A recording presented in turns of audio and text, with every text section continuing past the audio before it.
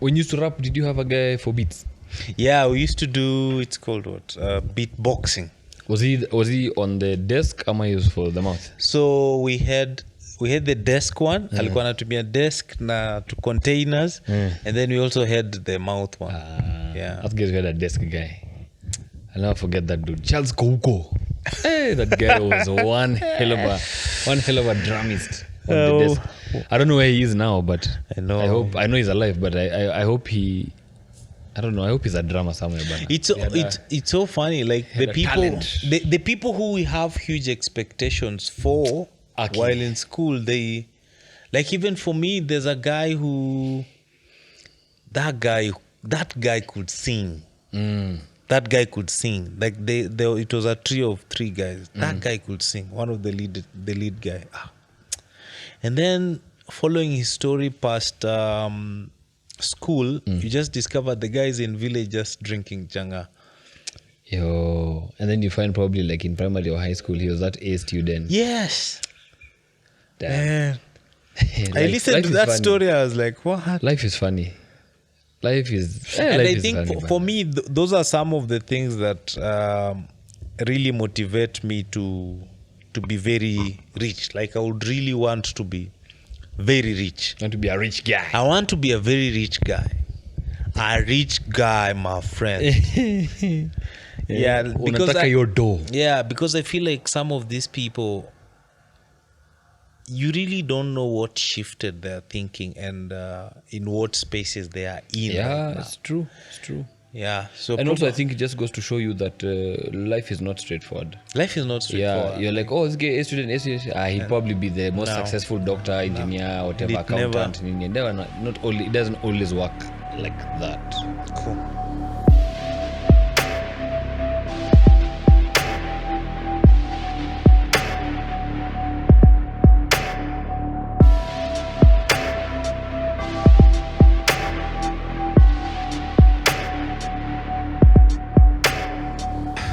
What's up, people? Welcome to the Naked Ego podcast. This is a space where men are willing to strip down their ego, share their experience authentically while they are vulnerable.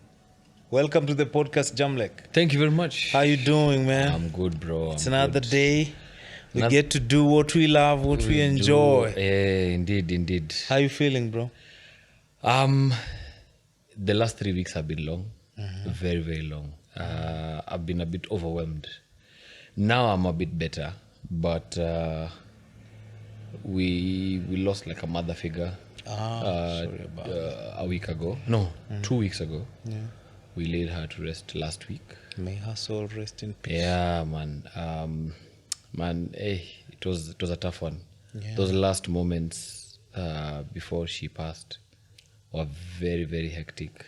And then even when she did pass now, being there for my friend through that time, seeing her and her siblings in pain was not easy to see. But as a friend, you were the heart of. You feel your feelings, yes, but you need to take lead in how to be strong for them. Yes, the priority becomes them. Yes, so I don't regret it at all. Yeah. I loved being there for my friend, her siblings, because they've so much they've done for me. Yeah. So much they've done for me over the years that I don't even think what I did during that period was even enough. Yeah, I see. But I think this is when you get to see what friendship is all about. It's when when you're pushed into these moments. So it was a bit overwhelming dealing with the loss. Yeah. And then planning everything, executing it. And then we had after the funeral, the day after, we had as friends we planned something for them. Yeah. And then who was executing the planning process. But it went really well. Really, really well. It went fantastic. If I was describe it, it went fantastic. Now things have slowly calmed down. Yeah. But family is funny. So this is outside my friend now. Yeah. This is on now me. Yes. Family is funny. I got triggered on Monday Monday, someone who triggered some old childhood wounds. Yes. His family member. You mentioned. As a family member. And all it took was just a phone call. It was a 20-minute phone call it was a phone call to me that I hardly spoke in that phone call. I was just being yelled at for something that was, not true, not even, it was not what they assumed it was, but they ran with it. And after that phone call, when I got to talk to my sister, my mom, I found out that they had also been called and yelled at as well. So it was one big thing, but it made me do one thing. It made me realize that I have to still stand up for myself. Yes. It was a moment where I had to stand up, and I had to stand up for myself. I had to say something. It was not those moments for I had to just let it go, let it slide. No. Because I was being bullied and manipulated. Yes. And so I had to stand up for myself. It gave me a lot of anxiety, but I did what I had to do. Yeah. And it gets to a point where you have to do these things. Yes, you have to be there for yourself. Sometimes sometimes there are certain initiatives that really have to start and begin with you. Yes, exactly. Then slowly by slowly they grow. Yeah. You get better at them, and then people join forces, and then you become a team. But the first step, it's you to It's take me that to take first it. step. Yeah. So, but I'm okay now. Yeah, I'm okay now. I think I had to go through what I had to go through, which was fine. I realized that it was just for that moment. Yeah. It didn't. In previous times, it could have lasted lasted for a long time. even a month. That means you're healing. That means you're growing. Exactly. That means you're getting better. You're managing your emotions better. A lot better. Yes. A lot better. So And I get to cheer pat you myself on, the brother. back. Thank you, cheer man. on. You, how are you? I'm good because I'm in a good space, psychologically, mentally. But I'm really struggling with myself in terms of the things that I'm managing. Yeah, I've got dreams, I've got desires, I've got goals. So chasing all these dreams, desires, goals, they come with a cost. They come with a cost. Yeah, so I think I'm at a point where I'm bearing the cost right now. So you feel like there's almost no time. Like sometimes for me, I'm at a point where it would really bother me so much if I waste time at work.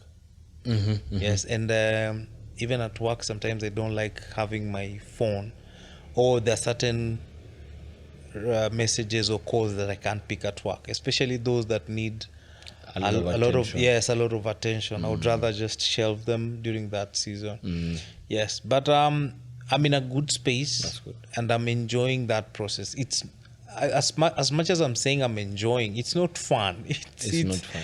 Yeah, it's a struggle, and I think I'm just in that space where I get to enjoy the struggle. If that makes sense. Yeah, it does. Yes. You make do with what you have. Exactly. And make some lemonade. Yes. Yeah, I get you. Yeah, so today, I think you should introduce the topic today. Yeah, this is... today's topic is a heavy one. Yes. Because we get to talk about suicide. Yes. We get to talk about suicide in general. Yeah. We get to talk about suicide in men. Yes. We get to talk about how what the definition of suicide. Yes. We also touch on how it manifests. Yes. Like what are the signs that someone could be thinking in that sort of line. Yes. Are there ways we can mitigate that as a society, even before we get to anything to do with professional help? Yes. Just as a society who are interacting with this person a lot more in our often, circles. and because they're in our circles, in our spaces, and we also get to talk about our own experiences with suicide. With suicide, and with people also. With people we know. and are comfortable with us Yes. talking about those experiences. Yeah. And then overall, just how to get past this, so that we are on the other side of things, which is we have fewer people taking their lives, fewer to none. Yeah. Fewer to none. Yes, because the number has grown. Yeah, the number is growing. At a very, very high rate, and it's not just in Kenya. It's all over the world. Yeah, but we'll, of course, because we are here, we're in Kenya and stuff, so we'll touch on what we can talk about with conviction, which is closer to home, because we're at home. Yes. And we see how that conversation goes. Yes, charity begins at home. Charity begins at home. Yeah. My mother always says that, always, anytime she's giving me a piece of advice. She's like, Edgar, never forget that charity begins at home. It's true, though. But it's true. I don't disagree. Though. Yes. So I think to back up what you've just said, I can read some short stats from The Guardian on suicide cases in Kenya. So, mental ill health and warped notion of masculinity amongst reason for the rise of nearly 50% in a year from suicide death in men. Yes. So I can continue reading. There's growing alarm in Kenya over a shocking rise in number. That's my phone. 1 second. There's a growing alarm in Kenya over a shocking rise in the number of suicides in the country. Almost 500 people are reported to have killed themselves in the 3 months to June this year. That is last year, 2021. More than the whole of 2020. So basically that means by the time we are getting to June 2021, we had more people who had killed themselves compared to 2020, the whole of the year. The whole of 2020? Yes. Okay. The younger person to take their life was 9 years old. Wow. Wow. The oldest was 76.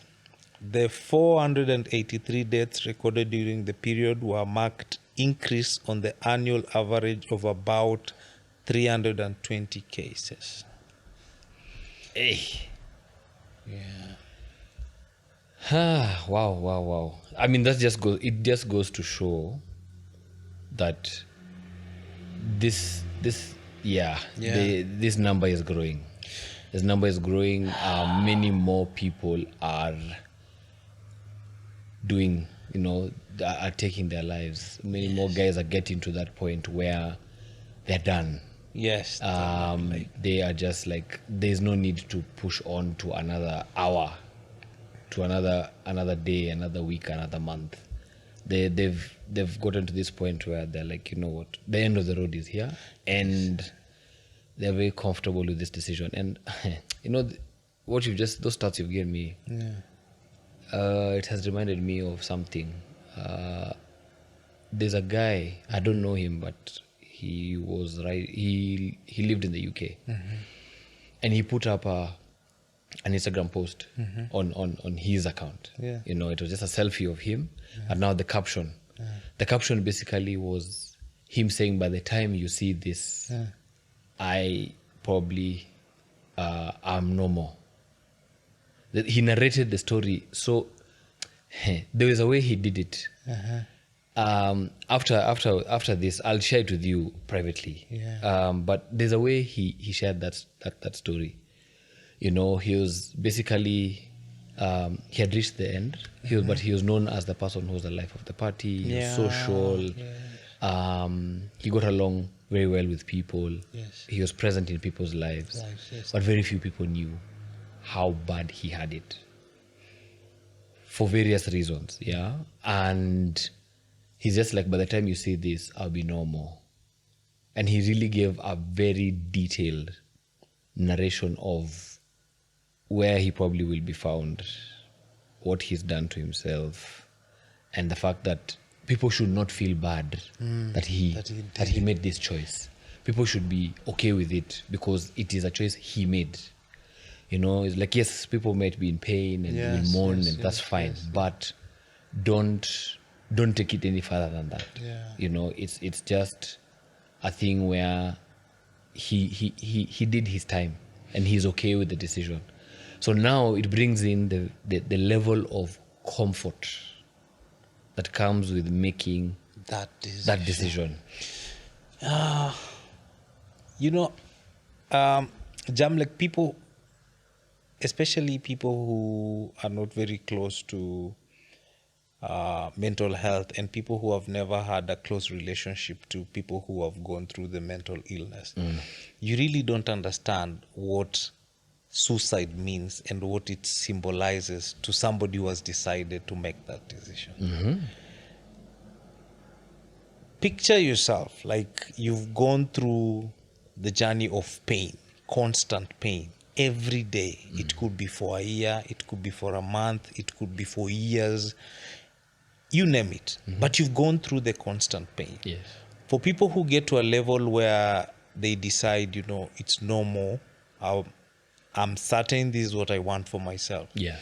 To them, they're not doing it in the sense of, I want to harm myself, I want to cause damage to myself. To them, they're doing it as a way to end the pain that they have been going through for a long time. Yes. Yes, and I feel people kind of get it wrong. Like suicide, to them, it's, if you had an option, if, for example, somebody is stepping on your feet right now for 20 minutes, for 1 hour, and somebody gave you an option to stop that pain that you're feeling on your leg, you will definitely take it. That's true. So that's how it feels for somebody who decides to take their life. It's not, they're not doing it to punish their loved ones. No.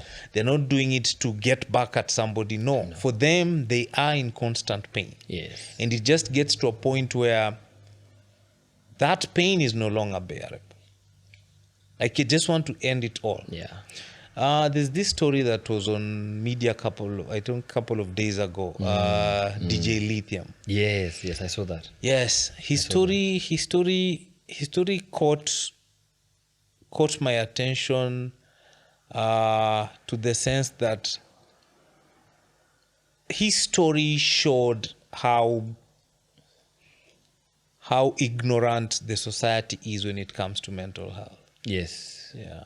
Like, people really don't understand what is going on and what does it mean to be mentally ill. Yeah. And to go the struggle of depression, to go the struggle of all these mental health cases. Like, what does it really mean? Because I think we live in a world where people perceive and people think that if your financial side is taken care of, you really don't need to be You have no reason to be sad. You've got no reason to be sad. You can't complain. Depression is for people who are struggling with financial cases. Yes. Okay, it's one of the risk factors, but it's not entirely that when your finances are taken care of, everything else is taken care of. Exactly. Yes. Exactly. So, and I think just to paint a picture is, there's an article I read that suicide is associated to risk factors like, especially in men. Yes. There are men who are single. You get it? They're single. It doesn't necessarily mean that all single men, but this is just risk factors. Yes. So there is men who are single. Yeah. There's men who are going through financial problem. Yes. And then there's men who are going through either unemployment or something of that sort. Yes. And then there is also men who are going through trauma from child abuse. Yes. You get it? Yes. Now, mentioning all these four, you've captured quite a big number of men in our society. That's very true. Like, actually, the modern man is almost suffering or is at risk of either two or even more. Or even the whole four. The whole four, yeah. Yeah, or then add chronic illness. Yes, chronic exactly. Illness. Yes, that's chronic a good illness. one. Yes. So, maybe I'll start with Lithium. DJ Lithium. I stumbled upon his story as well. Yes. I didn't get too much detail about, maybe the leading events. Yes. But there's the way he took his life at the offices, and the manner in which he did it. Yes. Then we get to, there's someone or people who are posting the last tweets that he posted online. Yes. And the one that caught my eye was where he said, I think it was 6,500 for therapy is very expensive. Very expensive. And it is. And it is. 6,500 is expensive. So, I got challenged. Fine, I've been doing mental health advocacy for a while. Yeah. I have lost friends to suicide. Yeah. And then now we get to lithium. I don't know him personally, but I feel like I think we were in the same high school, but he was behind me. Yeah. But I feel. Yeah. Anyway, that besides the point. I was challenged in this sense. Yeah. I was thinking, because these cases are on the rise amongst men, amongst women, but they're on the rise. Yeah. And the challenge that I was presented with was, what happens most times when people die by suicide? Yeah. You'll find people writing tributes. Yes. And they will end their tributes or even the short messages of, rest in peace. Yeah. And then they'll follow it with, I hope they have now found peace. Yeah. Okay? I get what you mean. Now you get what I'm going. Yes. So where I'm going with this is, the challenge that was presented to me is, can we find a way for people who are struggling to be noticed and assisted long enough for them to attain peace when they're still living, alive, so that we can continue living with them. Wow. It is very different from someone, and this is not anything suicide related, but someone who, let's say, has suffered a long-term chronic illness and their body has deteriorated because of the illness. So they've gone through so much suffering, and you can see the body deteriorate to the point they pass on. Yeah. And then when they do, you can come in and say, honestly, I hope they're now in peace because they've suffered so much. And we understand why, because of this chronic illness that is probably being attended to, through doctors, medicine. You've been part of that journey. Part of that journey. So something is actually being done. But with mental illness, you find that a lot of people who go through these things go through them alone. Silently.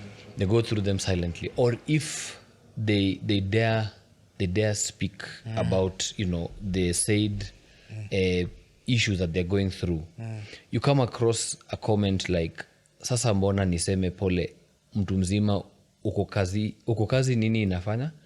Ujimade. Au umerogwa. So it still goes to show the level of stigmatization that exists in the society. Because we keep saying, another comment that always comes up is, so and so should have spoken. They should have reached out. But how do you reach out when you have a society that does such a thing? DJ Lithium, for sure, I don't know his personal life, but I can assume because he's a DJ, he had a social media presence. So he had a following. He probably had a public account. He had a public account. So people were free to comment whenever he posted.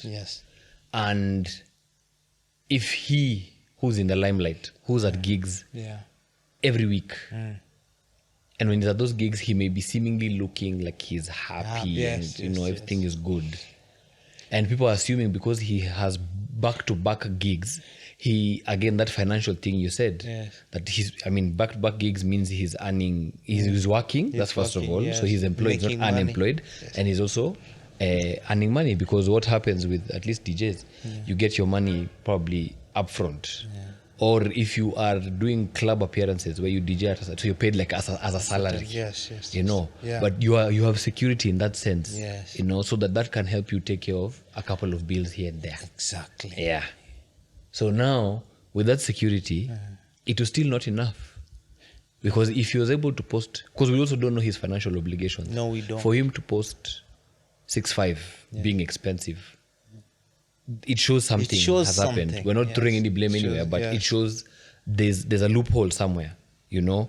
And you see, what then tends to happen again is that what I said, people posting when you've gone, and we hope that they have now found peace. Number 2 is, I hope they reached out. Then you have this thing of, you know, no one maybe at that time did anything about maybe some things that they might have noticed that were off with him.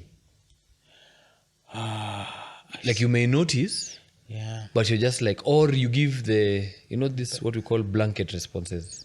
Yes. Hugs, bro. Yeah. Takuwa sawa. You know, life. Kila mtu ana struggle. Kwanza hii pandemic, we're all struggling. But that's not, vitu zitakuwa sawa. We just have to hope, we just have to pray. Which is okay, but it's not enough. Yeah, it's not enough.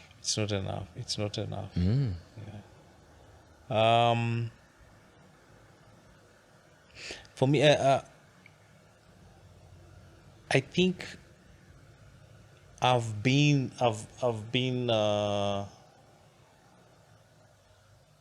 next to people who have attempted suicide and failed. And I've been next to people who have attempted suicide and succeeded. And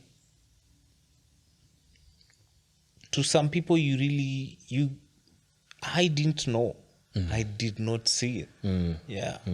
And sometimes it can be, sometimes it's not automatically coming up as a sense of that person didn't have people to talk to. Is sometimes that person, you see, as I painted the picture, it's a pain that you're experiencing.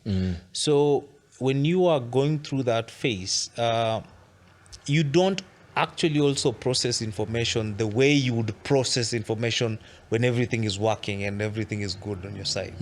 Like you're going through a sense of pain.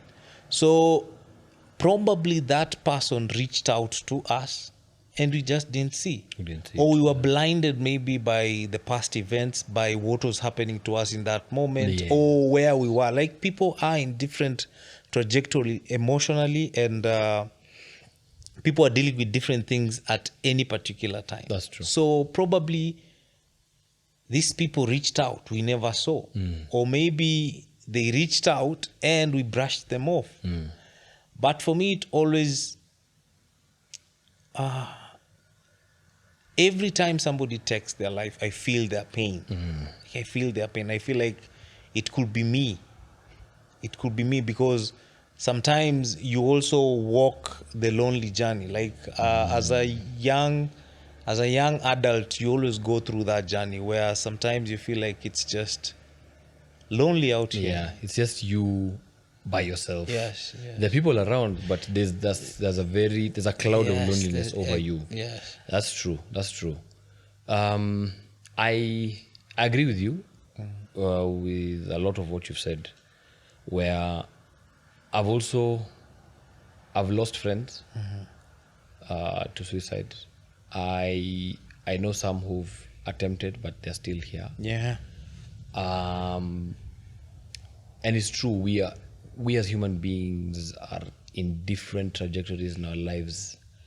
We're experiencing so many things, and I feel like, I think in our era, there's a lot more that's coming at us on a daily basis. You know, if it's not just in your daily life, you know, there's your work, there's your family, there is your relationship, if you have any, you're trying to get into one. There is you trying to manage traffic, whether you're walking or you're commuting or you're driving in any way. You have work, self-care, you have business, you have you're trying to keep up a routine of maybe working out, reading books, listening to music, listening to podcasts like ours, you know, going on walks. Yes, maybe if you don't have a stable relationship, you're getting to know somebody. Yeah. Catch up with friends, or over dinners, lunches, or at the bar. There's pressure from work. Yeah. So there's a lot that comes at us at any given point in time. Yes. So what then tends to happen is you are not able to keep up with everything. Everyone. Yes. You cannot be on point with everything. So I think maybe as we continue this discussion, I think any views that are shared is not to say that, or to allude towards the fact that that we should be perfect. No one is. No. You can't be perfect at it. There's no black and white way of going about this, because I feel like there's a lot of gray. Yes, there's a lot of gray, and the gray, I think, for me, is what I want to nurture.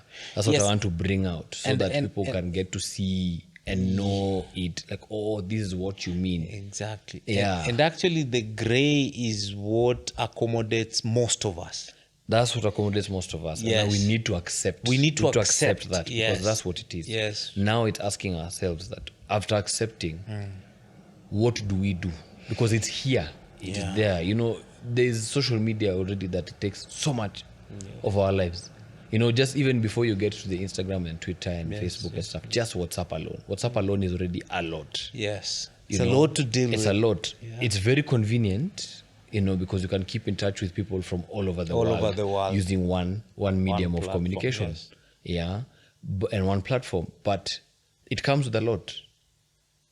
In just chatting with different people, there's also WhatsApp groups. Yes. The WhatsApp groups, either for work, your family, your fundraiser. Yes, I don't know. yes. There's a lot, Then now you get into the wider place of like Instagram and Twitter. Twitter, how people just go down there, and Twitter is savage. People are savage. Yeah. People are savage. Instagram now is the place where people are perfect. Yeah. Everything is good. Everything is. Yeah, everything is up here. Yes, everything is working. Everything is working. Everyone is working. Everyone is productive. Yes. Everyone is able to make it to work on time, showing up, working late hours. Everyone is saving lives. Everyone's saving lives. Yes. Everyone is having a good time out there, vacationing, and all these things. Yes. Very few people show the other side, the days they wake up and they're sad, unmotivated, angry, hurting. Not very many people show that side. And that's and this, because of the wider spectrum of what like Instagram is, when you are hurting by yourself and you go and just look at maybe 5 stories, Instagram stories, of people having a good time. People having a good time, people working out, people eating out, people, driving to their dream destinations. Then you're stuck in your bed. Your curtains are closed. You've hardly slept. Yeah. You're in a bad mood. You've not eaten. Your curtains are closed. It's dark in there. Your mind is running with so many thoughts. Your heart is beating out of its chest. You feel like throwing up, but you have nothing inside you because you've not eaten. So you get angry. You even get you dive deeper into that state that you're in. Yeah. And I think a lot of people just assume that because you're there, you're in that dark space. Yeah. All you should just do is just use your phone and reach out and say, "Oh, by the way, SOS, I'm not okay." It doesn't. That's the black and white thing that I'm talking about. It doesn't work like that. Doesn't work like that. There's the gray. Yes. Because maybe you don't know where they are, the environment they grew up in. Yes. Maybe they're not allowed to have these conversations. Maybe they even don't know how to. They don't even know how to reach out. They don't know. They were never taught. They were never taught. Even when they were kids, whenever, let's say, for example, they were in school and someone bullied them, there was no room to even, and you showed an emotion. Maybe you even acted out at home. Yeah. But your acting out was not investigated to see the source of that. It was punished.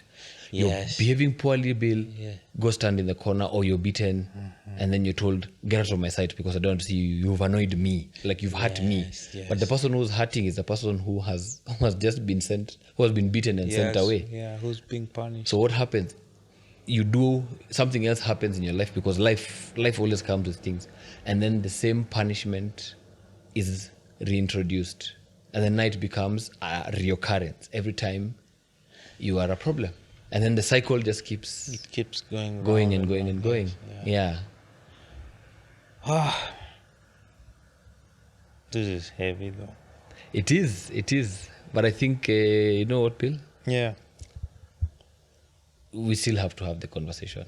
Yes, As heavy as it may be, people look out for content like ours, where we just talk about these things. We're not experts, but we're just trying our best to be courageous enough to have this conversation that I know a lot of people are silently looking for. I remember when I was in my darkest days, and I had no one to speak to about these things. It's not because they were not available, but the way things were in my life at that time, I could not have conversations with the people I wanted to have conversations with. I could have had them maybe probably with other people, but the people that I wanted to have that conversation with, I couldn't for various reasons. So what I used to do is you go online and you try to look for anything, any sort of content that you can consume that will be your saving grace. That's what I used to look for. Just to lift you up a little. Just to lift me up a bit. So I would go like on YouTube and just check anxiety, depression. Let me just find something. But a lot of this content were from people out of Africa. I don't know. Out of Africa. It wasn't curated here. It was not curated for us. It's not Kenyan. A lot of the solutions were for people who it was tailored for people who live in the West. So now we are here. We are now the local guys. We have a responsibility, and as much as we are having this, we are having this conversation, and then so many other men out there have also started having such conversation. I feel like every man has a responsibility to take. Every man has a responsibility. It can come from a simple gesture as you trying to be welcoming to your friends, to your family, to your people when they find themselves in certain areas. Because as much as we keep talking about mental health and stigmatization around mental health, and then we encourage men to speak out. Do we prepare the society to listen to men? No. Yes. And now you encouraging men to speak up, and then they go to this same society that is not ready to listen to them, is like sending them to go. It's like you're sending this person to go and play with something that is going to bite them back. So that's what I mean. Like every human being has a responsibility to play. That's true. And now that we are here speaking on behalf of men, I feel like every man needs to carry that this whole thing, and they need to tell themselves that they have a responsibility to play. If you don't know what it feels like for somebody to even think about suicide, for even somebody how it feels like for those people who are going through mental illness, it's your responsibility. You can learn. It's true. Yes, you can reach out. You can read online.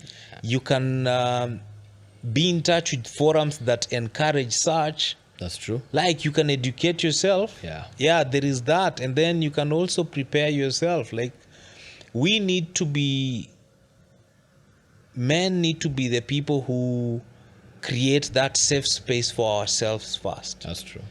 Because sometimes the opposite gender might not be as welcoming and as hospitable as we want them to be. Because the way I connect with you, Edgar, is not the way probably I would connect with my female friend.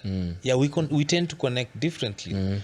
So I feel like also us preparing ourselves in terms of being receptive to these requests, these situations is also very important. We have some work that we need to put in. Yes, it's so big, like it's affecting everyone. And I know there are people who they're in certain spaces where like, it has never hit home. I even don't know what that means. Or there are people who are still under the toxic masculinity of, that's for the weak, that's for people from the city, and all that. So I think if you are out there and you're listening to us, just think twice. Think twice. Yeah. Like, information is out there. You don't really need to be... Sometimes a human being can be in their own cocoon, and then they don't even allow themselves to come out of it to see what is existing outside. That's true. Yes. And I think with that thing of that you said, it's never hit close to home. So you feel like, this is just that thing that's always at a distance. It will never affect me. Yes. And,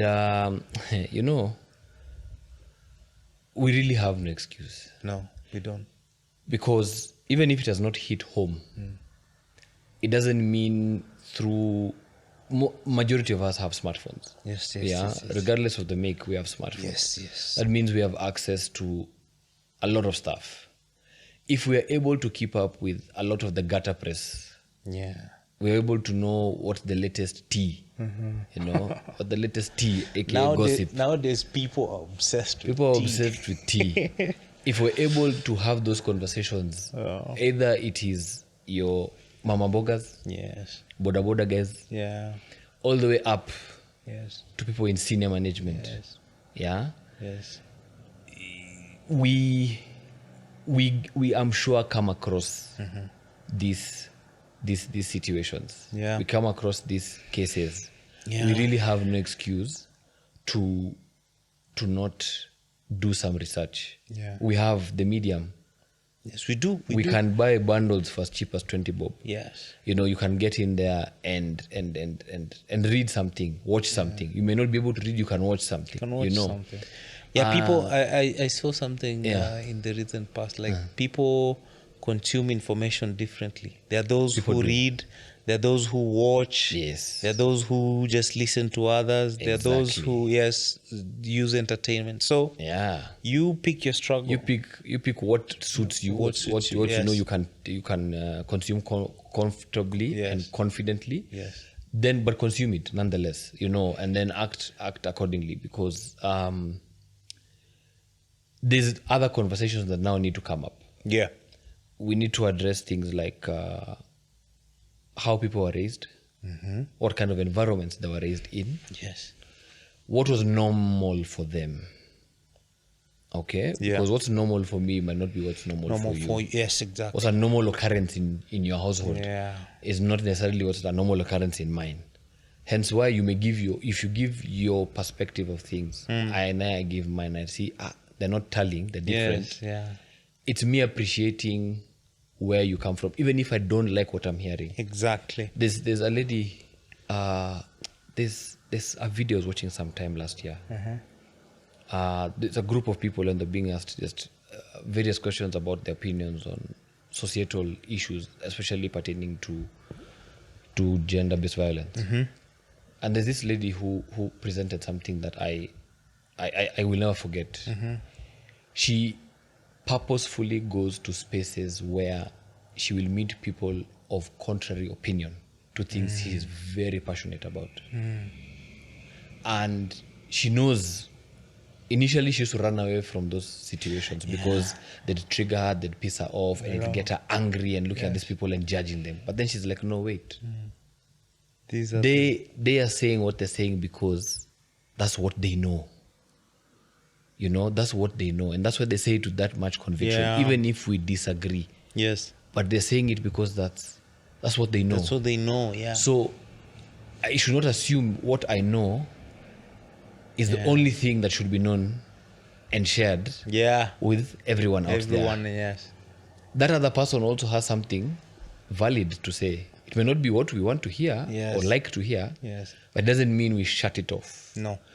So it got me into a very interesting space. And just a slight digression, but it will touch on mental health. Go ahead. There's a YouTube page I came across in 2020. And this is a guy in the States. And he was doing interviews with what society deems as misfits. He did interviews with drug addicts. I see. He did hackers, rapists, or anyone who fits the spectrum of sexual offender. Yeah. Inbreds, call girls, and many others. Yes. And for me, like I don't even know how I ended up in that how I came across that guy's YouTube page. But I don't regret it. Yeah. Because these guys who are social misfits, yes, they're doing things that are against the law. Yes. And we could say that, yes, they should be charged accordingly. Yeah. But I believe as you're charging someone for such crimes, you could also perhaps see if you can rehabilitate them. Yes. For you to rehabilitate someone, you have to know why they do what they do. Yeah. This thing that is so wrong and against the law, find out why they do them. You need to get into their space. You need to get into their space. Yes. You have that duty to call to get into their space and find out what mindset do they have to be doing what they're doing. Exactly. To say the things that they say. Yes. For them to believe that the things that they do are okay. They're okay. And are the right ones. And are the right ones. Yeah. We will not probably like what we will hear. Yes. Or what we will see. But if we are really honestly looking to achieve positive change. Yes. Change in our society. Because we keep hearing this word, we need to change the society, we need to change the narrative. For you to change the narrative, you have to go and hear the things you don't like. You have to go and see the things you don't like. Yes, and and when you get there, put a bit of your emotion aside. I'm not saying you don't be emotional, you'll be, but put a bit of the emotion aside and just go and get what you need to get. So what came out of all the stories that I was listening, I was watching, were all these guys. A lot of the reasons why they landed into the spaces that they did, where either they did drugs, where either they raped, where they hacked, where they stole, where they were gang members. Yes. All started with where they were brought up. Home. All this came from home. The things we see and we're just like, no, I can't do that. It's illegal. It's against the law. It's not even in my moral fiber to do it. In their home, it's normal. Yeah. The way maybe you wake up in the morning and your morning routine is you go and you make coffee or tea in a certain way. You make your eggs a certain way. Yeah. When you're talking to someone, it's good morning. How are you? Yeah. Them, when they wake up in the morning, it's maybe someone having 3 beers. Or insulting each other. Or they wake up and it's like, what the hell is wrong with you? You know, that type of thing. Or shoving each other around the house. Yes. And that's their norm. You know, so I think we need to step out of our experiences, exactly. what we call norm, and see what other people's norm is. And now that norm for them became a normal occurrence, an often occurrence in their lives. And it shaped who they are. So later on, after the fact, for some of them who either landed in spaces where maybe they were charged, they even served time, they now got to step out of their norm to see our norm. Yes. And then they're like, oh, yeah, no wonder. Yeah. I understand why now this law is here. Yes. I understand what I did was wrong. I understand. But you see, for most people is once you have caught them, charged them, and tried them, it is forget them. Let them go and rot, die, and whatever in the system. We just don't have to deal with them ever again. I get where people are coming from with that, you know. But I think for me now, I've just gotten to that place where I'm expanding that. Yes. But a lot of these guys, suicide was suicide attempts were very common. Very common. Yeah. Because in their world, that's how you end your pain. That's how you end your pain. Because at the end of the day, it might be normal for them to do the things that they do, but it doesn't mean they're happy when they're doing them. Yeah. So it still gets to them somehow, but they don't understand the feeling that they're experiencing, the thoughts that are running through their mind. So the bottom line is, on whatever side of this you fall on, Yes. is pain. Yes. Pain is what's coming out. Yes. Pain is what's being experienced. Yes. And it gets to points where the pain is too much. Too much to bear. To bear. So you're like, you know what? I'm done. Probably in that same space of the gang members, for example. Yes. You can't go and start telling your fellow gang member that, manze, siko poa. Bro, siko sawa. Mi leo nimeamka na niko na huzuni. Because in a space where that demands you to be hardcore. Yeah. You can't go and tell a guy you're sad. You can't go and tell a guy that the guy you killed last night gave you nightmares. So on whatever side of this you fall on, yes, the end result is the same. Yeah, so I think we can take a short break. That's fine. And then we'll come back and then I'll read you something from one of John Gray's book. John Gray, it's just cementing the same. No problem. This is Naked Ego Podcast. Guys, this episode has been brought to you by one of our partners, Istiqbal. Istiqbal is an international brand with presence in over 90 countries and with over 1,700 stores open worldwide. Istiqbal has furniture that you would see online and never get in any furniture shop in Kenya. Welcome back to the Naked Ego Podcast. So, Jamlek, Yes. I wanted to read something out for you. It's from John Gray's book. Mm-hmm. The book is called Mars and Venus in the Bedroom. Mm-hmm. So John Gray has an interesting way of writing his books. He refers to Mars as the male gender, and then Venus as the female. Yes. Okay. So for 1,000 of years, men adopted their primary need as providers and protectors by shutting down their feelings, sensitivity, and emotions. Getting through life, getting job done, that is protecting and providing for your people, was more important than taking time to explore your feelings and to explore your feelings. Feelings will get on the way of doing something important, as maybe going to war or going in the wilderness to hunt and all that. So to go to battle in the wild, men needed to put their feelings aside. Yeah. You get it? Yeah, I get it. So I just found this context, this paragraph, and I was like, I think for a long time, you see, back then, it was a requirement, and probably back then it was necessary, because every time you go to war, you're killing somebody. Mm-hmm. And when you're killing somebody, you don't want to bring your emotions and start feeling and experiencing this during war. No. You will be the one who's screaming. Yeah. So, and probably it worked for them through that journey. Mm-hmm. And now we're in 2022. Things have changed. Yeah, we no longer go to war every day, and most of our work doesn't really include the type of intensity that they experienced back in the days. Yeah. And I think also it worked for them. I don't know if at that time we didn't have suicide cases, or maybe we did. It could be something as simple as people wanted to be at the front line so that they don't come back.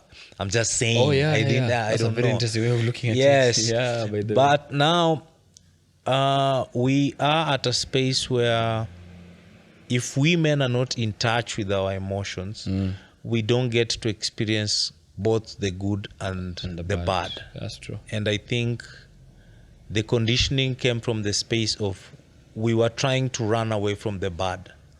But there is also the good in it. There's also the good. Yes. There's also the good. It's true.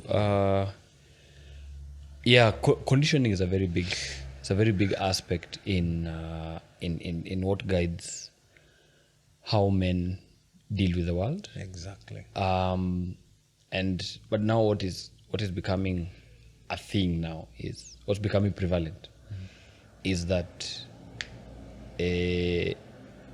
regardless of how much you think you can suppress, at some point, just like a champagne bottle, you shake it up a bit, that cork will burst, and the contents of the bottle will pour out. You know, so with conditioning comes, you know, how women are raised. Can't show emotion. Showing emotion is for ladies. That's a ladylike thing to do. Yes, you know, and you're shamed for it. It's a feminine thing. It's a feminine thing. Yeah. And you're shamed for it if you do express your emotions. Also, it is a weak thing to do. It's a sign of weakness. It's a sign of weakness. So you're encouraged most times to suppress your feelings because it's the man thing to do. It's what men in society are required to do. And the assurance that they give you is apparent survival. I get it. You know, it's apparent, like if you do that, you're definitely going to survive life. You're going to survive. You're going to move to the next level and you keep moving up, you know, and then channel all your focus on money, getting money, making money, fighting for money, you know. So the war the analogy of the war you gave. Yes. Now we are at war in a different side. You know, we're going to hustle. Yes. You know, we are going to be hustlers. We are fighting. We're fighting differently. Our war today is very different from those days where people were at the front line holding spears and shields, going to actually fight people. Yeah. The war we have now is online. Yes. We have cyberbullying. Yes. That's very, very big and has led to people taking their lives. Yes. You know. Yes. We have physical fighting that still happens, of course. You know, you meet someone, you're angry about something else, you project on them then. Or you're people who just come shouting at you for whatever reason, you know. And you're just like, okay, is this about me or it's about someone else? So the conditioning is it's deeply rooted in how we were taught to act in society. But the thing is this, regardless of, and then the other thing is assumptions that come with, you know, as you live life. Yeah. The assumption is that if you have ticked boxes of a good job, maybe an okay house, a good house. Yes. You maybe might be privileged to have a car. Yes. And you're able to afford drinks at the club. Yes. A few dinners, birthdays, weddings here and there that you can gift people here and there. You roll with attractive women. Roll with attractive women. Yeah. You can go on vacation. Yes. You can go for Kenyans. You can go to Dubai. You can go to Dubai or Thailand. Yeah. You are sending money to your grandfolks in Shags. Yes. Maybe you're helping you're helping your parents renovate their house, you know, and stuff like that. Yeah, that apparently is the goal. That's the ultimate goal. Like, if you have that, then you have achieved happiness. You have ticked all the boxes that comes with being a successful person. Yes, actually, when you tick those boxes, most of the people will get you off the table when it comes to complaining or talking about your struggles. Exactly. Or even asking for help. You will be removed from that table. Like for you, your concerns are no longer welcomed, or they don't need to be listened to. Exactly. All these things will be taken care of. And I'll give you a good example to that one. Talk to me. Let's say you're one of the most paid CEOs in Kenya right now. Yes. And you're a guy. Yeah. So I think the CEO for Coop Bank. I believe, because the stats they're available online. It's public knowledge. I believe his salary per month, I think plus benefits, it's in like the 30 million mark. Yeah. So there's so many people who are looking at this guy and they're like, wow, this guy must have everything. To have 30 million in your account every month for 12 months, like, I mean, that's a lot of money. Okay. And imagine that guy comes and tells you he's stressed. He comes and tells you he's having life challenges. People will not take that guy seriously. True. Because they think that the 30 million Kenya shillings that he has in his account every month should fix all his so-called problems. So it'll be the facilitation to make sure that he doesn't have problems. Yeah. But people forget that same person Yes. has for his role. Yeah. His role, for him to earn the 30 million Yeah. Kenya shillings a month, Yes. he has to perform he has a job description. Yes. Now we cannot assume that job description does not come with challenges, regardless of whether he has a secretary, personal assistant, a cook, a chef, a driver, bodyguard. It should not be assumed that his JD is easy. No. You know, he has to make a lot of decisions in a day. Yes.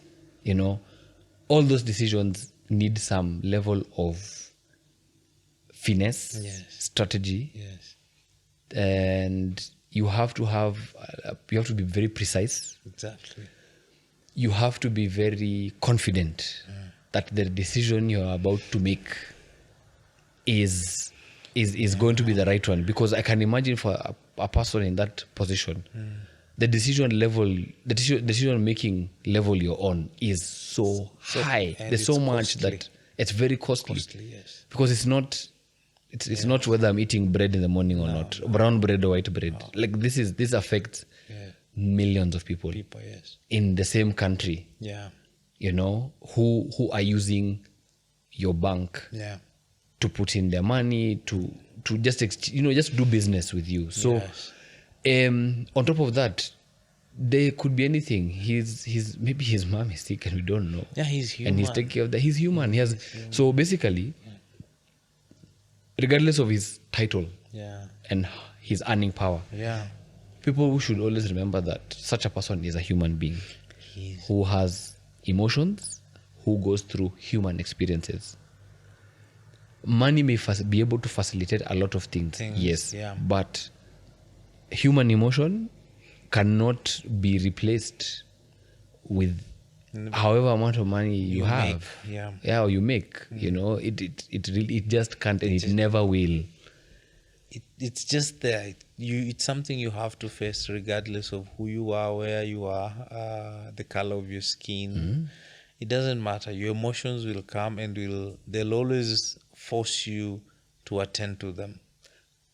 That's the thing. Now, so you could be conditioned to suppress, but at some point, that the bubble will burst. And when it bursts, you'll have to face that stuff. Now you could face. Now you questions that maybe should come up again. We may repeat ourselves, but for the sake of the conversation, does your environment allow for you to burst? Or actually, even before you burst, does it allow for you to feel so that you don't burst? Yeah, I think that's the important bit, because by the time it gets to a point where a man is taking his life to end his pain, he's been struggling for some time. He has. So I think we need to create environments where we can see, feel, allow men to come out of that pain and feel like, even if I'm going through this pain in the moment, there's some light at the end of the tunnel. Exactly. Like, we need to be that lamp to them. We need to be that lamp. Yes. So I think now this begs the question of, when is the right time to actually look at and care for your people? The time is now. The time is as soon as yesterday. The time was yesterday. Yes, the time was yesterday. So we all have personal responsibility to listen to our people, to take time to understand them, grow together. Sometimes actually there's also the nature in men of actually being competitive.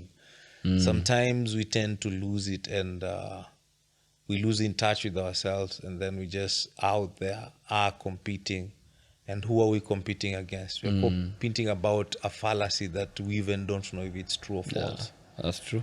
So we need to hold each other's hands. We need to be the light in each other's lives. Like I keep saying, man, grace. Just you just need to walk around and tread grace with people, listen to people. And as much as we are encouraging people to interact, pay attention to people, to listen, okay, the world is mean. There are people out there who are also looking for opportunities like you as to take advantage. There are people who they'll take advantage of you, they'll want to hurt you. So we need to also be aware of that. But we are talking about spaces that we have influence on. We're not talking about total strangers. No. We're talking about spaces that we have influence Our on. inner circle. Yes, our inner circle. Family and friends. Exactly. Yeah. It could be something as simple as the guys who are responsible for this podcast. That's true. Do even sit down and talk to them and listen to their struggles and all that. Yeah. Yes. So now I hit you with a question. yeah. What's your personal experience with It's suicide. suicide? I've had 2 suicide experiences. Okay. So one was accidental, and just to quickly paint a picture is when after losing my leg through a motorcycle accident, for those who don't know. Yeah. So after the amputation, after I was discharged, I went home, and after some time, after people stopped visiting, after friends had already visited, now everybody was back to normal life. I started feeling some sense of loneliness. And that loneliness was the icing of the cake to my pain that I had already been feeling ever since I was discharged. I think after my operation, my surgeries, I went through 2 surgeries. So the surgeries, I think, came with an aftermath of the physical pain. Like you're constantly feeling physical pain. And then I also had a nerve injury where like part of your arm would be affected with something as slight as a wind blowing or cold and all that. And then at that time, I couldn't even touch and hold anything. Like I couldn't even write. So I was as good as a log. If you push me somewhere, I'll chill there and wait up until I get pushed to the next. Yes. So at that time, in my attempt, we kept going back and forth to the hospital because I was complaining about the pain too much. So the first painkillers, the first dose of painkillers that I was given, I felt like they were not doing justice to the pain that I was feeling. Okay. So we kept going back because we wanted something stronger to deal with the pain. And the doctor was very slow with the process, which I totally understand. And it's good because he didn't just want to give me the painkillers for the sake of. So he really wanted to understand what level of pain am I feeling before. Yes, because there are so many cases of people getting addicted to the painkillers out here. Yes. So in that space, there's a time now we left the hospital. They had changed my medicine. So they told me to take, I don't know if it was 75 or 150, I can't remember exactly. But at that time, I took 300 as opposed to 75 or 150. And I did it intentionally because I wanted to see what it can do to the body. Okay. It was out of like, I've felt this pain for so long. Let me see what this can do. Yes. And then there was the fear of you can really take your life, but that wasn't a fear for me. It was like, if I ever lose my life in that process, it will be cool. It will be okay because I was in too much pain. So I took the painkillers, slept for I think almost 18 hours. Then woke up. When I woke up, deep inside me, I was very disappointed. I was very disappointed because I had woken up. Then, few hours later, it was back to normal. The pain was there again. So I had to take meds. So there were meds I was supposed to take. I think it was morning or morning and evening. So there's the morning dose that will last you throughout the day. Yes. And then the evening dose. So every time the medicine would subside or the level would drop in your system, you'd feel the pain. Yeah. And then, so that same, the very day when you wake up, you feel the pain, you're like, I'm not back at it again. Yes. And then, fast forward to, so after that, I started being a little bit mobile. I could move around, and then I got to a point where I could drive myself. So at first, every time, even though I had the capability to move a car and slow it down and stop like it was safe, I always had somebody in the like the doctor said I should always have somebody in the car just in case. Okay.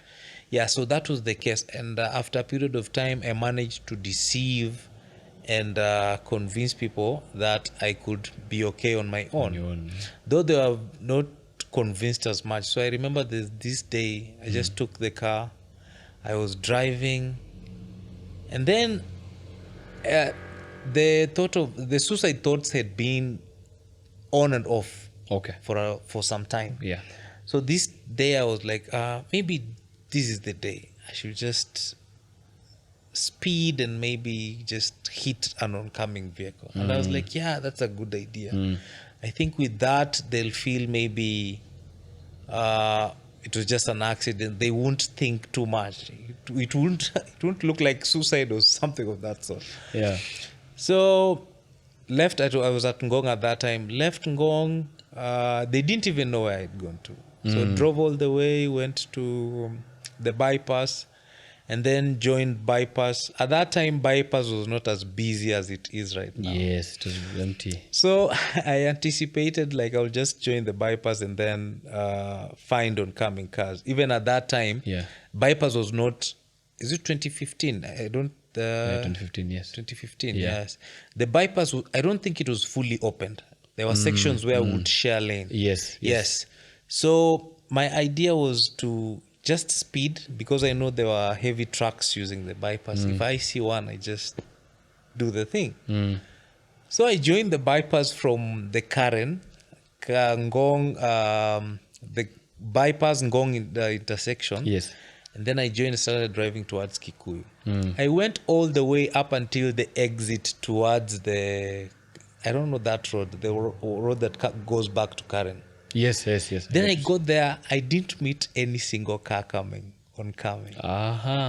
So I got there, I was like, maybe it's not today. Yeah, and then slowly I just drove back home. Yeah. And when I was driving back home, that's when I cried. It's at that time when I started feeling emotions, like everything now. It was like opening up a Pandora's box. Now you're feeling your emotions. The face of your loved ones keeps playing. Like I was feeling everything. I just kept crying. I would stop along the way, cry, and then drive again. And then I just got home. But before I got home, I cleaned up myself and then drove back home. And then I parked that car and I was like, at that moment, I was like, maybe there's an opportunity to live again. I hear you. Yeah. So maybe there's an opportunity to live again. And I think from that time, I kept having the suicide thoughts, but from that moment, I didn't have the courage to do it. To do it. Okay. Yeah. Okay. So that was me, man. How about you? For me, I think it was more of suicide ideation. So for those who want to understand what suicide ideation is, it's you just toy with the idea Yeah, you toy with the idea of wanting to take your life. I didn't make any concrete plans, but they were days, there were nights I preferred to sleep and not wake up. Yeah. For me, I didn't have the courage to do it. Yeah. But the interest in doing it Was there. there. I will not lie. It was there. And what is common between you and I is I had a different kind of pain. Because I remember when you're talking about when you lost your leg, and then you're now trying to get back into the norm of things, especially after people have now gone back to their normal lives. Because I remember I was in the gym when I got the call about your accident, and then I think it was like 3 months later, I see you coming into the gym, and I'm this guy. How is this guy back here in 3 months? And honestly, I'll confess here, the assumption I had at that time is that, man, this guy has some level of strength that I don't think I would have had if it was me in that situation. The assumption I had is that because you came into the gym, that you were bouncing back a lot sooner than I thought you would. Even if I didn't know you that well, but I was just like, wow. And I know for years, I always told, I think for anyone who's going to watch this podcast, they know I've talked about Bill. Yeah. Bill, the guy who had an accident, a motorcycle accident during a competition. Like, for anyone who knows me really well, I've told them this story, and when I saw you come back, I was like, wow, this guy, man, damn. But now hearing you today, I'm like, okay, so the pain was still there. It's just that, again, also I think because we were not too close, so I would not have known if you were actually in pain and if anything could have been done about it at that time. And so many people wouldn't actually know, because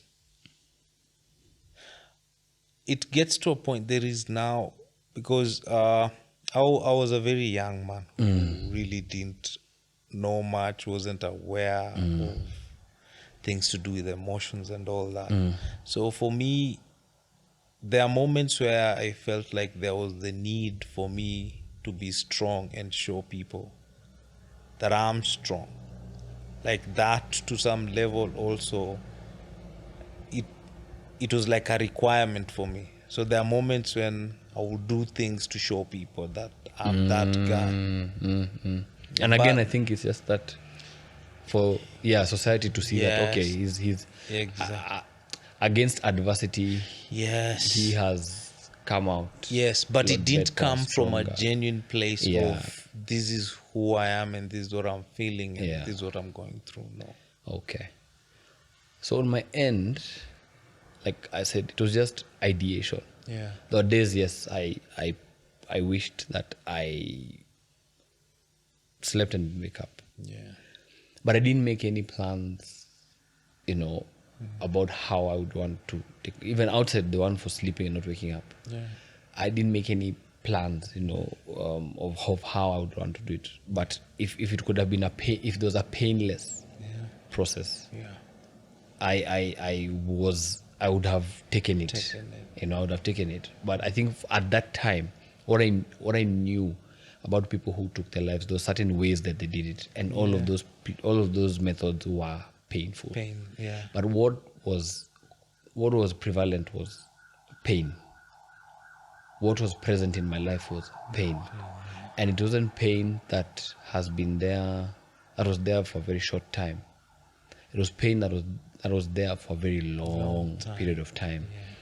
And the same thing you're saying about you getting to a place where you felt you had to be strong. You had to show people you are strong. Subconsciously, that's also what I did. So the way people know me, I'm a guy who I show up for everyone. even when I don't have anything, I'll find a way to show up. So it's not necessarily anything monetary, just my presence. Yes. I may have maybe even very little fuel in the car. Yeah. I'll find a way to get to you, and I'll do it. I'll be available on the phone for hours on. Having my phone, I'd not put my phone on silent at night. It'll always be on ringer, always be on the loudest volume, so that in case, I always thought worst case scenario, someone may need me, and they'll call me, and if they call me, I better be able I need to be available for these people. So the persona I had was this person who had everything. I had everything on lock. I had it. I was okay, but I was hurting so much. So I believe, like, when I was with people, it was my positive distraction, because I was being of service to others. So it gave me some false sense of purpose. But I wouldn't call it. I wouldn't label it as false 100%, because part of that purpose is what I believe has kept me here. Today is what has had me be able to be here today. Because a lot of the things that I did are somehow in some way got me to not think about suicide, to not think about making the plan. Because it starts with an idea, and then you toy with the idea, and then when your ongoing problems keep recurring, when you keep dipping, then you know what, you get closer to now stop. You're not even toying with the idea anymore. Now it is you're making concrete plans. Now you're acting, so you're strategizing, and so for me, I didn't get to that place, but I in terms of my thoughts, I was there. In terms of that darkness that they talk about, the darkness that you don't see with your eye, I was there. I was in it. The darkness where power blackout, you can't see anything. I was there. I got to the point where I honestly thought was the end. And I looked around and I said, man, what I think was so sad for me at that time was the loneliness again. Because there were people around all the time. Like alive, there were people there. There were people there, right there. But I was so alone. Again, because Edgar was known as that person who had, he was strong, he was okay, he was easy, he was just fine, He finds a way to just smile. He'll still show up at the club at the weekend. I'm the hero of the day. At the club, I'm taking care of everyone. Amongst my friends, I'm the person who's, doing this, I'm being of service.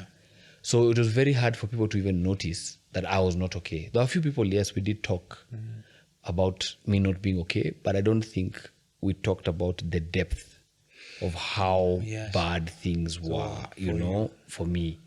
Then I think I lost 2 friends in a year, in a span of a year apart, through this. And I got shaken to my wits. And I was just like, oh my God, what is going on here? And then I heard their story, and they got to that end that I speak of, but for various reasons, So then it went on to, what can I do? What can I hold on to with the little strength that I have left? Because people kept telling me, Edgar, you're strong, you're strong, you're strong. But I didn't see strength. For me, I saw the end, and the end came with, I was just drained, I was exhausted. There was no strength. What people were seeing was not what I was seeing. Because your brain processes information differently. Exactly. Your brain is now paying attention to those small weak moments. Your self-esteem is under threat. You're not feeling yourself the way you would feel yourself on a normal day. And also there is something that comes with when you're going through that moment and you're just maybe in an enclosed space, you're not going out, you're not interacting with people, is you kind of lose that energy that a normal human being who's moving around, who's interacting with people, exchanging energy has. So your self-esteem is way, way low compared to what a normal low would be. Yes. Yeah. Yeah. So Yeah. there's so many things. You become sensitive, you become vulnerable to your own self. Yes. Yeah, you become your own threat. You can't trust yourself. You can't give yourself grace. You can't love yourself. Like the brain sits down and just picks all the negative, all the moments you've struggled, all the pain. Yeah. The brain keeps telling you, feel your pain right now. How does it feel? Yeah. Do you just want to continue feeling it every day? No, we are done. We're done. We need to find a solution for it. Yeah. Let's kill ourselves. Yeah. Let's end this. Yeah. The brain actually doesn't really say, let's kill ourselves. Let's find a way to end it permanently. Yes. Yeah. To end it permanently. Yes. Like for me, I don't remember thinking actively in the sense of I want to kill myself. It was I want to end my pain. End the pain, yes. Like what I'm feeling is now too much. The medium. The medium is death. Death. The tool that you use to accomplish that ending your pain is death. It's death. So, and I wish people would just understand that. People would listen to their people more, because it's one of the things that is really killing us at a very, very high rate. Yeah, people,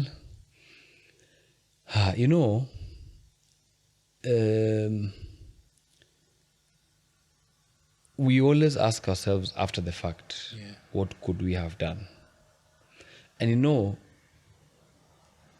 as you said, like these suicide cases they're not a thing of the past, one. Two, they're not a thing that is happening at a distance. No. It's a thing that is happening right before our eyes. Yes. There's some people who are what I would term as walking dead. Yeah. I'd term them as walking dead because they are alive, yes, and they're walking, but inside them there's no human being inside there. Yeah. All their emotions are numbed out. Yes. All their thoughts are numbed out. And for them it's we're just going with the flow. Yeah. We're on autopilot now. Let's just go. If I happen to come out of this and I'm alive, great. But also if I end up not being here anymore, it's also just fine. Like they are okay with it, So now begs the question sometimes when a lot of people keep asking, what are telltale signs, for example, that people can pick up on to know whether someone is either not okay or not okay to the point where they are now toying with the idea of wishing that they were not here anymore, wishing that they didn't exist on earth anymore. I think, honestly, if somebody wants to take their life, even you being the closest friend, even you being the person who's always next to them, you might not say. Mm-hmm. You might not say. But what we need to pay attention to is we need to pay attention to those people who are struggling in their own spaces. Either it could be something as simple as struggling with your finances, looking for a job. You've got childhood trauma that you haven't healed from, trauma from your past relationships, people struggling with mental health, the mental illnesses here and there. Those are the people you need to pay attention to. Do you know why? Because those are the people that entertain that thought long enough to proceed with the plan. Yeah. So if you are waiting for somebody who's going to go on with the plan, then you're too late. You can't catch them. You can't catch them. You need to catch them before they even... Beforehand. You need to catch them beforehand. Yeah. For me, okay. I think one very fundamental thing that people need to observe is asking themselves, how well do you know your friends, and how well do your friends know you? I say that because for me to notice that there's something off with you, I must know you. Yes. I must know you when you're at your best. Yeah. When you're somewhere between good and bad, and when you're at your worst and you're struggling. I feel like as a friend, I have a duty to know all sides of you. Yeah. And I find that a lot of people don't know all sides of those they call friends. So which I ask, are those really your friends? Are you really that person's friend? Yeah. You know, those are questions that people need to ask themselves. So after knowing all these facets to this person, then you are at an advantage, because when someone moves from good to not so good to bad, you can tell. You can tell their telltale signs. Yes. There'll be something either in their speech or in their behavior. Yeah. Whether they think they're trying to hide it, you can see it. You can see it. Because people really think that they are very good at hiding. No. But they are not. For someone who is very keen, someone who has observed people and how they behave, and how they whether through their actions or through their words. Yeah, we are beings those of things pattern. There's somehow, some way you are channeling that not so good to bad to worse feeling inside you, in your words and your actions. You know, so now when you notice that, you also have to ask yourself, do you have the kind of friendship where you can ask that person directly? Yeah. I mean, in the most, you of course you choose the proper setting, use the right words. You know, you have to, because you have to do all these things with kindness. You can't come with aggression to try and get someone to tell you that they are contemplating to take their life. Yeah. You will get the direct opposite response. If you will even get a response. Yeah. So it's, do you have the kind of friendship where you guys can ask such questions? Like, hi, buddy, I've noticed 1, 2, 3, 4. I've noticed you've been saying 1, 2, 3, or you've been acting in 1, 2, 3 ways. Is there anything that I need to know? Now, some people may respond right there and then and tell you what's up. Some people may be defensive. Yeah. Some people may be evasive. Yeah. All these are responses that you as friend who's asking need to pick up on. Yes. And if there's need for follow up, because don't say, Bill, I harassed Bill. I asked him, but he acted so defensive. Yes. So I felt that maybe I need to leave him alone. Sometimes if you're trying to get through to your friend and you can't, but you know a family member who you think, that's a good point, that can reach out to said person, or at least monitor them closely. Tell them, even if it means you and said friend disagree, because he or she will project, but now we're talking about men, so he will project and say, how could you do that? How could you go to my mom? How could you go to my sister? How could you go? If it means you disagree, it's fine, but you know what, you've probably saved their life. Yes. And they'll come to tell you. They'll come to tell you a lot later. Yeah. So I think we need to get to a place where let's stop doing things from a distance. Yeah. We need to get closer. We need to get closer, and we need to be very intentional when you're closer. And if you're going to call someone a friend, you tell them. Know them enough. Yeah. Find ways to know them enough. Not just not knowing their favorite drink. The favorite car. And the favorite car. And the favorite holiday destination. Those are good to know. It's fine for whatever setting, but I think also know them at their worst. Know them. Know that they get triggered by 1, 2, 3. So that you know that there are certain places you would not take them or ask them to go because something maybe traumatic happened there. There's certain things you don't say because your friend will be triggered. True. And there's certain people you don't bring around said person because they will be triggered. Yeah. And this works vice versa. Yes. You know, it works the other. It works both ways. You have to put in the work. And we're not expecting people to know everything. No. But we're in an era where we have technology that is right by our side. And we can use that technology to find out, to our advantage. So that we can get to know what we need to do, how we need to do it, when we need to do it, so that we prevent worst case scenarios. Yes. Yeah. I think it's important what you say. We need to know enough to be able to raise alarms, and we need to know who and where to raise those alarms to. Exactly. Yeah.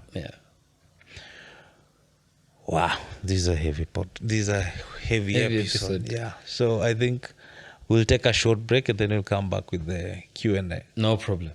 Let's do that. This is the Naked Ego podcast. Welcome back to the Naked Ego. I think now we can do the Q&A. Yes, we can. We can do the Q&A and then we can wrap it up. Okay, you go. Between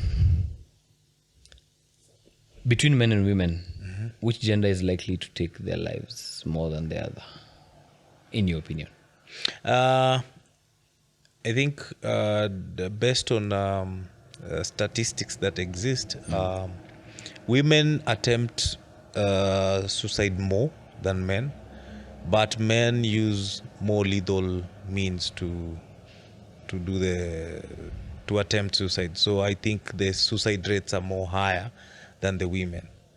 So basing on that, if the question was based on who are more likely to achieve the death beat, it's men. But when it comes to which gender is more likely to attempt suicide, it's women.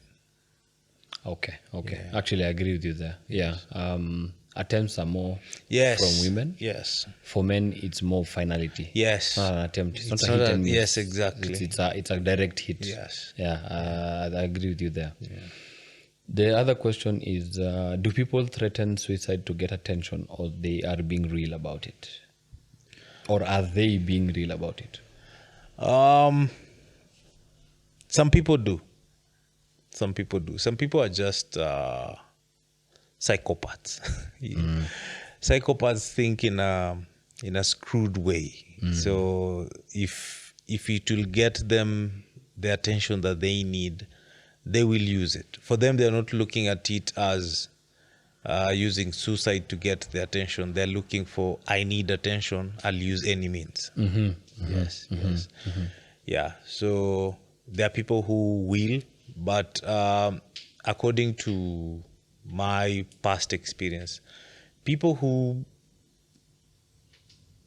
have planned and want to execute suicide, you are most likely not to know.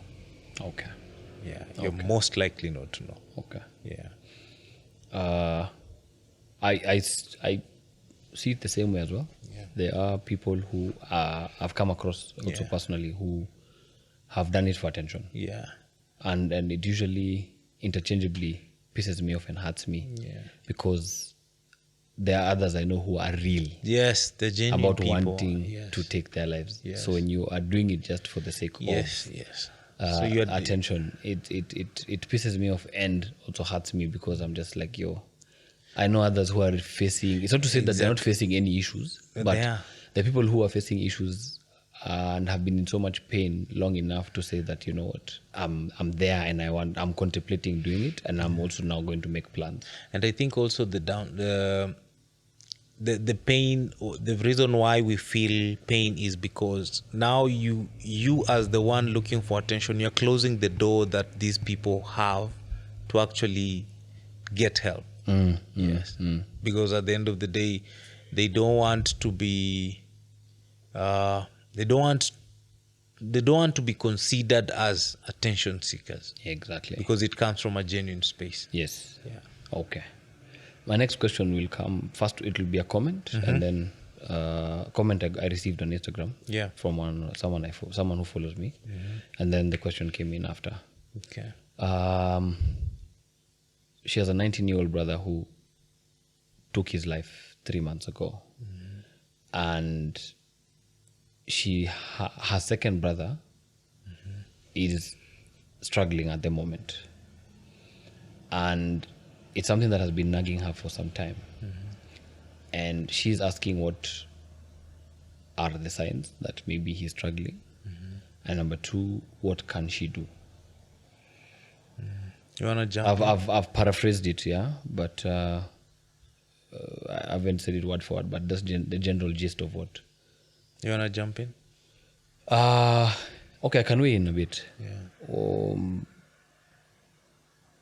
I think for me, what signs that she's struggling, I think by her putting this comment, she knows that he's not in a good place. There's something that she's probably noted, either in his behavior or in his speech, or both, that indicate he's not okay and he's struggling. But anyway, other signs could be, what are his sleeping patterns like? Yeah. What is his appetite like? Yeah. What does he talk about? Yeah. Or is he very silent? Yeah. What kind of behavior does he have? Does he have coping mechanisms like drinking, smoking, violence, random sexual encounters, violent outbursts, stuff like that. Those are coping mechanisms, but they're also signs that someone, and it's unlike them. They're doing behavior that is unlike their usual them. The normal self. Yeah, there are things you can pick up. Things you can pick up. Yeah. Just to name but a few. What I feel she can do. She can try having a conversation with her brother in a safe space, and see if he will be willing to share what he's going through. Yeah. She can tend to his needs, be it if he can't get out of bed, help him get out of bed. Yeah. Help him get into the shower. Yeah. Open the curtains, open the windows. Words of affirmation also go a very long way. Yeah. Giving him meals. Make whatever he is going through about him and not about her. Yeah, yeah. Because the person who's struggling, as she said, is her brother.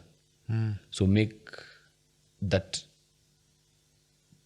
period and moment about him. Him, yes. So that he feels like he is in control of what he's now going to say, what he's going to share. Yeah. As, his experiences, his struggles. Because for someone to share what they are going through, they need to feel like they can trust you. So she needs to befriend him. Yes,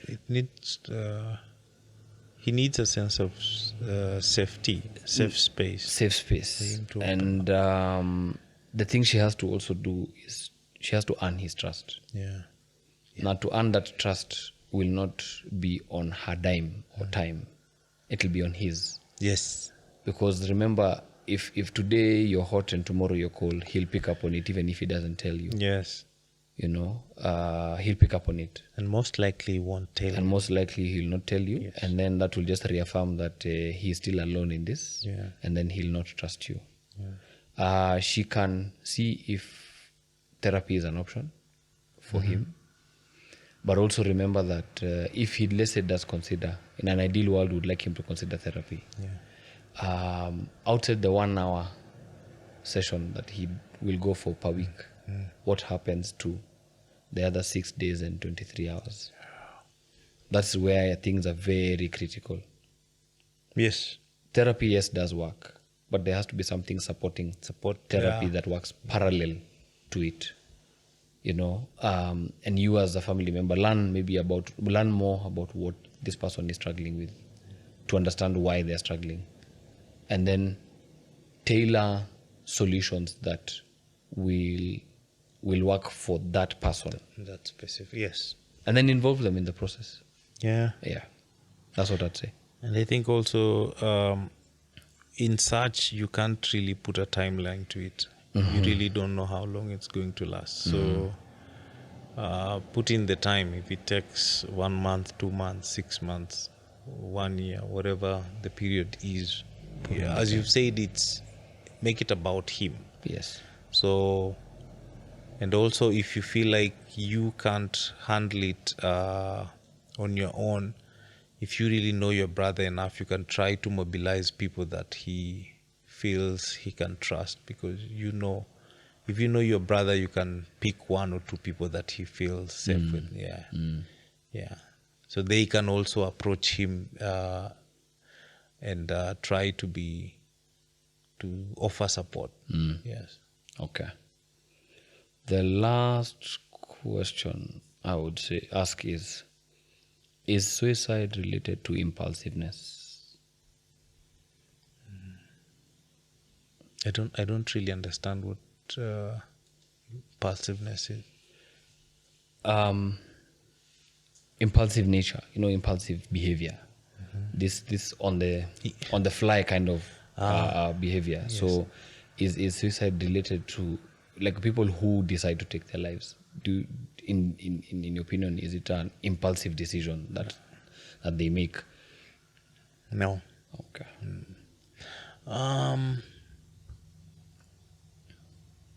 In most cases, it's something people, I think, for people who are going through that pain, it's something they pre-plan. They plan, and they will. I think people who plan suicide and go ahead and execute it, and it plays according to how they want it to play out, it takes a lot of time, a lot of planning, a lot of timing, a lot of investing in to actually understand your surrounding and all that. Yes, so there is that, but I'm not disputing the fact. To answer the question, it doesn't come from people who are impulsive. Okay.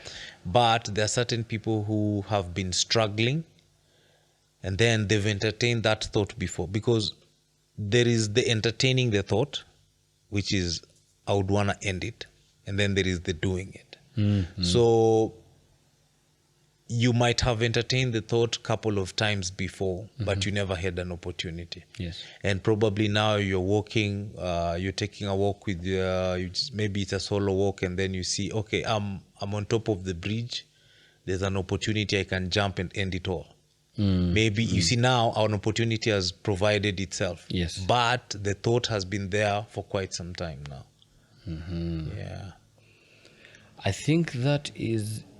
Yeah, those are all the questions from my end. I think I found one here. Let me see. There's one that read. Yeah, it's here. Mental. I don't know if it's mental ill wellness, and the stigmatization that comes with it is such a heavy burden for anyone to carry in general, but I feel it's especially heavy on men, and black men to be specific. Do you think the odds are already stacked against black men in general? Yes. Yes, I think. Break it down. The best way I can try and break that down is, I think, if history is anything to go by, black men have suffered quite a bit. Yeah. Be it through slavery, racism, and then class systems, where you before you are given an opportunity, you have 10 other let's say, white people who Yes. would be put before you. And then in those spaces, they are also the minority. They are also the minority. So if they do get the opportunity, they are a minority. Yeah. And them as a minority is, as much as how they are having access to the same opportunity, it doesn't mean they are having a good experience while, going through that, while taking in that opportunity. The opportunity, they tend to just go through a much rougher time. So you find that a lot of them are conditioned to be to respond in a manner where they needed to defend themselves and to stand up for themselves. They had a hard outer nature, and I think a very big thing that is our popular description of blacks is that they are aggressive, they're impulsive, they tend to just do whatever whenever.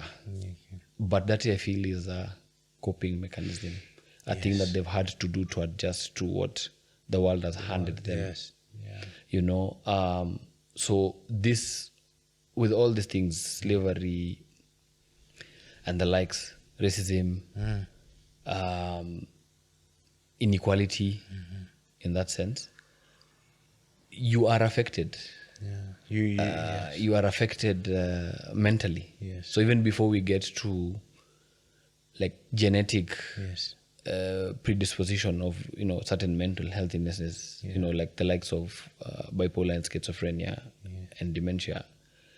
For just talking generally, people who are with experiencing anxiety and depression that don't have anything to do with like bipolar and schizophrenia and stuff. It's there. And also, just to add on what you've said is, if I could bring it close to home, is when we talk about stigmatization, it's more in the African countries compared to the whites. Because I think these guys have made a little bit of step when it comes to stigmatization, the resources where you can get help, and then also it's not most of the family setup, like the family itself is aware, like the information is there. So I think also that when you use that, you find like the black man is always comes at a disadvantage. I agree. Wow. This has been one of the longest and deepest. Yes, the deepest. And I'm happy you've got the opportunity to do this one. Yeah. What would be your parting shot before I tell you what I think about us guys recording this episode? My parting shot is I think struggle is a certain thing in our world. Yeah. And we go through different struggles. Yours can be something medical. Somebody else next to you can be something to do with mental illness. The next person can be something to do with finances. Or the next person can be something to do with childhood trauma. The next person, it can be anything. Like we are kind of fated to go through the struggle bit. Like it's not a discussion of if, it's when. So it will come at any point in life. It doesn't give you a memo in terms of when it shows up, and it doesn't prepare you. So I think what we can do for ourselves and for the environments that we come from and the environments that we exist in is to prepare in terms of educate ourselves. Let's challenge ourselves to learn and understand these things better. Let's challenge ourselves to learn and understand these things enough to be safe spaces for those people when they need us. And let's be people's cheerleaders. Let's trade grace with people. You really don't know what people are going through out there.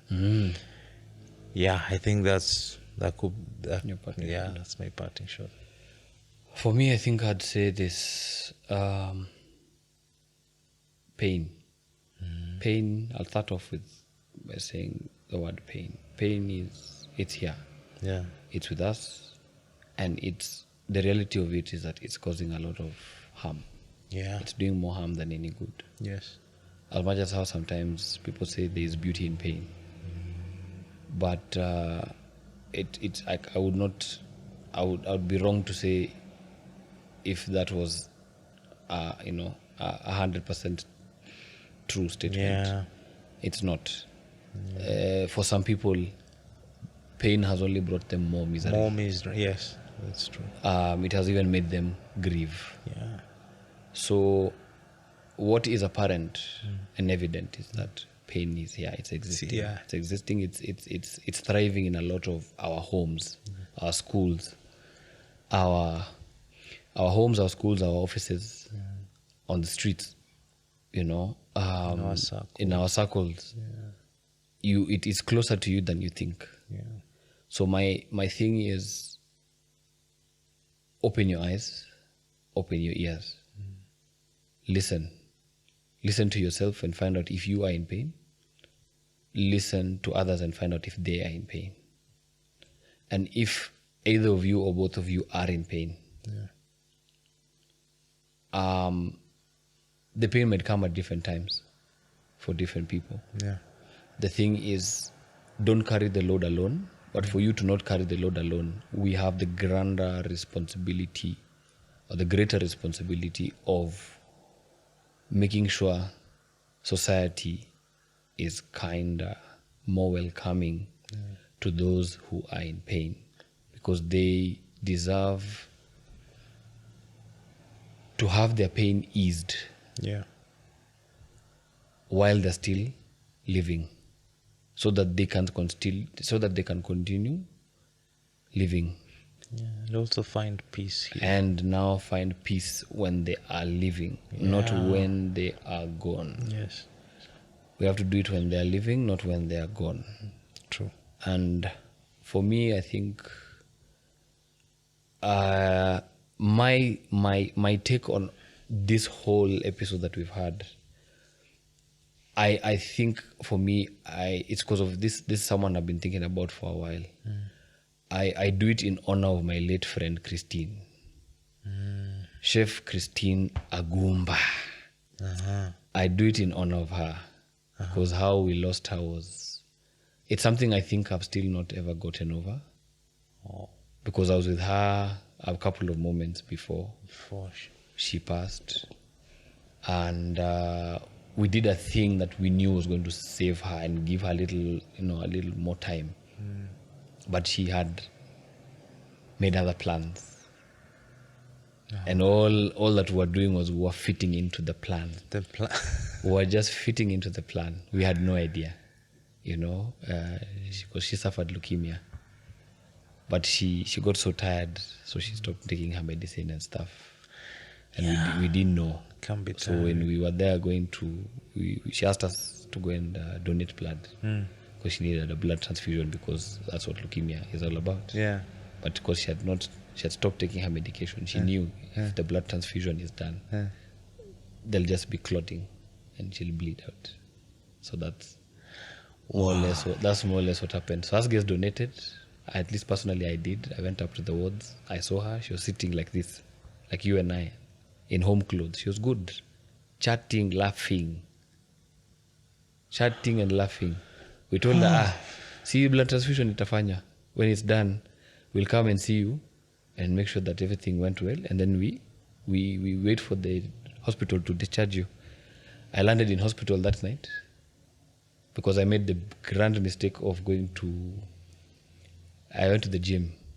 After donating blood, you're not meant to do strenuous activity for at least 6 hours. Yes. I thought because I'd taken the sugary drink they give you after donating, I'd be good. okay. Yeah. I landed in hospital, and the same hospital she was in. And they asked me what happened. I told them I donated and I went to the gym, and people looked at me like, you're mad. You're mad. You should not have done this. I told them, you know what, I'm sorry, I apologize, I didn't know. But the lady who I donated blood for, I just wish she does not know I'm downstairs here right now. Because if she did, she'd feel very guilty. Because she was an empath. You know, and unfortunately now I was in hospital the whole night. I think between 11 and about 5 a.m. I went home to recover. And later that day, we got the call that she was no more. And we didn't have answers. We had questions, but we couldn't ask at the time. But later on now we were told what exactly had happened. She got tired. And I can never blame her. I can never blame her. I never blamed her then. I'll not even blame her now. But she got tired. But you know, it was one of those things where I know we did what we could. Because she was very open about what she was struggling with. We did what we could, and she told us, you know.